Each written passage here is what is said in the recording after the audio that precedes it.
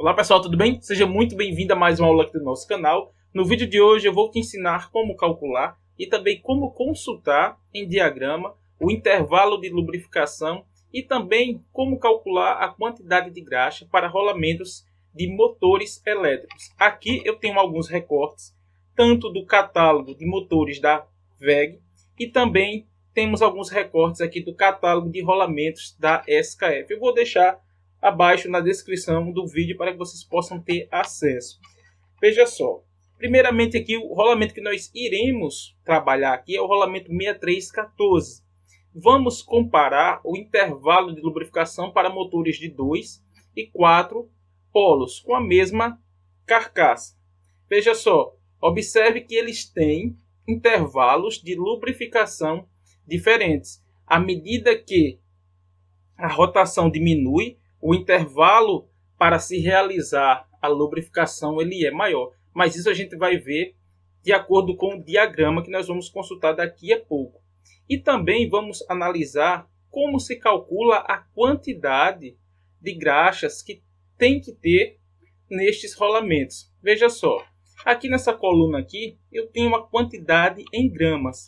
Aqui embaixo eu tenho um recorte do catálogo justamente para o rolamento 6314, que é o rolamento rígido de esferas, onde tem o diâmetro menor 70 mm, o diâmetro externo 150 e aqui a sua largura de 35 mm. Então, para fazer o cálculo da quantidade em gramas de lubrificação é muito simples. É só fazer o seguinte: o que aqui a quantidade em gramas vai ser igual a uma constante de 0,005 vezes o diâmetro externo vezes a largura. Então aqui temos o diâmetro externo de 150 e a sua largura de 35 milímetros. Ao realizar esse cálculo muito simples, vamos encontrar aqui o valor aproximadamente de 27 gramas. Então essa é a quantidade de lubrificante que tem que ser realizada para lubrificação desses rolamentos, rolamento 6314. Agora vamos analisar o seguinte. Veja só, aqui eu tenho um recorte das informações para motores de 2 polos, todos eles que vamos comparar aqui com 60 Hz, e a carcaça de 225. Veja só, todos com a mesma potência. Observe que o motor aqui de 2 polos, certo? Ele tem a rotação aqui de 3.560. Já o de 4 polos tem a rotação de 1.775. Esses dados daqui a pouco nós iremos utilizar no cálculo e consultar no diagrama. Assim como também esse recorte aqui. Observe o seguinte: a lubrificação também está ligada à carga aplicada sobre o rolamento. Então aqui, ó, a carga máxima radial admissível para esse tipo de carcaça, para rolamentos, para motores aqui de 2 polos, é de 310 kgfm. Já para o de 4 polos é 420. Então esses dados nós também iremos utilizar no cálculo daqui a pouquinho. E nós vamos convertê-los para kN. Então veja, aqui o rolamento 6314, iremos fazer o cálculo e a comparação do seu intervalo de lubrificação no diagrama, já que aqui ele aponta o de 2 polos é a cada 3.600 horas de funcionamento, ele tem que ser relubrificado. Já o de 4 polos, 9.700 horas de funcionamento. Observe que o de 4 polos ele tem uma rotação menor, de 1.775. Vamos para os cálculos. Veja só. Eu tenho aqui o recorte aqui, esse diagrama está lá também no catálogo da SKF. Aqui, nessa coluna, essa linha aqui vertical, temos as horas de funcionamento, certo? Para esse diagrama. Aqui horizontal, nós temos aqui o A vezes o BF. Então, o que nós vamos fazer de início? Vamos entender o que é cada letra dessa e depois sair substituindo de acordo com os valores que nós temos, certo? Então, veja só. Primeiramente, o A é igual a N vezes dm. O N é a rotação, é o RPM. O dm é o diâmetro médio do rolamento. Observe o seguinte. Para o diâmetro médio, o cálculozinho é 0,5 vezes o diâmetro externo mais o diâmetro interno, ou seja, a metade da soma do diâmetro externo mais o diâmetro interno. Então, se eu tenho aqui 150 mais 70, eu tenho 220. Então, a metade será 110. Então, o diâmetro médio para o rolamento 6314 é 110. E a rotação que nós iremos trabalhar é a rotação aqui do motor de 2 polos, ou seja, 3.560. Mas vamos primeiro entender isso aqui. O A é igual a rotação vezes o diâmetro médio. O BF é o fator do rolamento. Como nós temos o rolamento rígido de esferas, esse BF corresponde a 1. Esse valor, esse dado também você encontra no catálogo da SKF. O C é igual à capacidade de carga dinâmica e o P a carga equivalente. Justamente essa carga que nós iremos utilizar aqui. Onde nós temos a rotação 3.560 para o motor de 2 polos, certo? E aqui vamos utilizar essa carga aqui para 2 polos, 310 kgfm. Então voltemos para cá. Veja só, nós já entendemos aqui o que significa o A, o BF, o C e o P. Vamos para o cálculo aqui embaixo. Para o motor de 2 polos, primeiro, o A, a rotação é de 3.560 vezes 110. De onde vem essa fórmula? Justamente aqui, ó. Essa linha da horizontal é A vezes o BF. Então, nós precisamos desse valor. Então, veja, se o A é 3.560 vezes o diâmetro médio. Então, nós temos aqui o A, 391.600. E o BF igual a 1. Então, agora é muito simples. É só pegar o valor de A, 391.600, trazer para cá e multiplicar pelo valor do BF, que é 1, vai se manter o mesmo valor. Então, o valor da minha linha horizontal aqui é 391.600. Então, nós já temos esse valor aqui dessa linha. Então, vamos agora ver qual dessas diagonais nós vamos utilizar. A relação entre a capacidade de carga dinâmica dividido pela carga equivalente. Então, se você for buscar no catálogo, a capacidade de carga dinâmica para o rolamento 6314 é de 111 kN, kN. Então, nós temos aqui o C, 111, o P, igual nós vimos há pouco aqui, ó, motor de 2 polos de 310. Então, quando nós vemos para cá, é só fazer o seguinte, converter isso em kN. Teremos um valor aqui aproximadamente de 3,04. Então, a relação, ou seja, a divisão da capacidade de carga dinâmica sobre a carga equivalente, teremos um valor aqui aproximadamente de 36,5.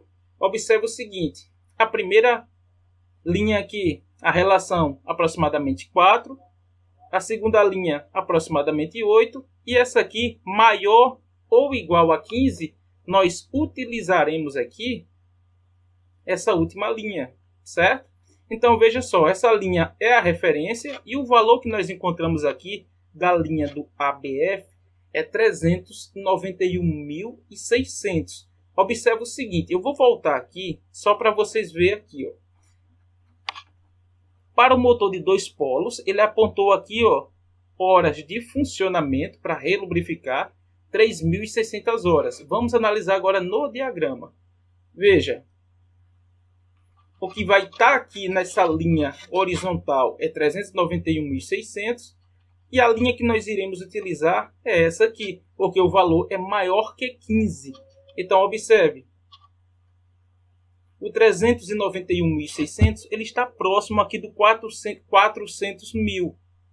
Agora, se essa linha é referência, nós vamos ligar aqui para encontrar a quantidade de horas de funcionamento. Então, observe que ele vai dar aqui muito próximo do valor já apontado lá na tabela de 3.600. Mas aqui a gente vê ele relacionado com a carga aplicada e também aqui ó, o produto entre a rotação e o diâmetro médio. E aqui encontramos o valor aproximadamente de 3.600, conforme sinalizado aqui para o motor de 2 polos, rolamento 6314. Vejamos aqui.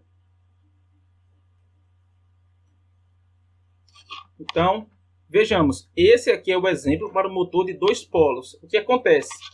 Quanto maior aqui, a rotação vai diminuir o intervalo, ou seja, as horas de funcionamento que tem que ser refeita a relubrificação ou a lubrificação.